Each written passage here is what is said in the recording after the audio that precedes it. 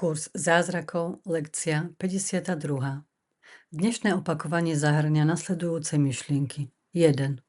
Som rozrušený, pretože vidím to, čo nie je. Realita nikdy nenaplňa strachom. Je nemožné, aby ma mohla rozrušiť. Realita prináša iba dokonalý pokoj.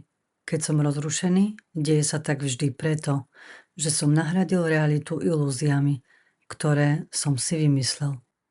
Ilúzie sú rozrušujúce, pretože som im dal realitu a preto považujem realitu za ilúziu. Táto chyba nemá žiadny vplyv na nič v Božom stvorení.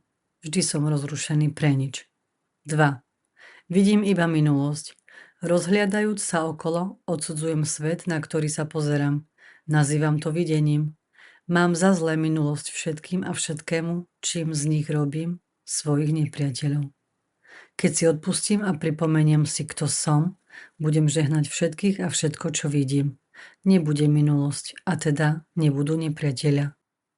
A budem sa pozerať s láskou na všetko, čo som predtým nedokázal vidieť. 3. Moja myseľ je zaprataná myšlienkami z minulosti. Vidím iba vlastné myšlienky. Čo teda môžem vidieť takým, akým to je? Rozhodujem sa pamätať, že sa pozerám na minulosť preto, aby som znemožnil prítomnosti byť vítaná v mojej mysli. Rozhodujem sa pochopiť, že sa usilujem používať čas proti Bohu. Rozhodujem sa naučiť sa odovzdávať minulosť, uvedomujúc si, že keď to robím, rezignujem z ničoho. 4. Nič nevidím takým, akým to je teraz. Ak nič nevidím takým, akým to je teraz, tak naozaj možno povedať, že nevidím nič. Môžem vidieť iba to, čo je teraz. Výber nie je v tom, či vidieť minulosť alebo prítomnosť. Výber je v tom, či vidieť alebo nie. Výber toho, čo som sa rozhodol vidieť, ma stal stratu vízie. Teraz by som si chcel vybrať znova, aby som mohol vidieť.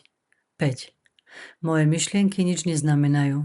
Som si však vedomý iba súkromných myšlienok. Čo môžu tieto myšlienky znamenať? Neexistujú, a teda nič neznamenajú. Moja myseľ však tvorí časť stvorenia a časť jeho stvoriteľa.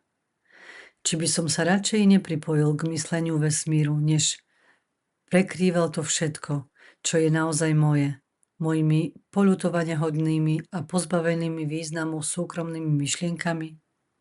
Som rozrušený, pretože vidím to, čo nie je. Vidím iba minulosť. Moja myseľ je zaprataná myšlienkami z minulosti. Nič nevidím takým, akým to je teraz. Moje myšlienky nič neznamenajú.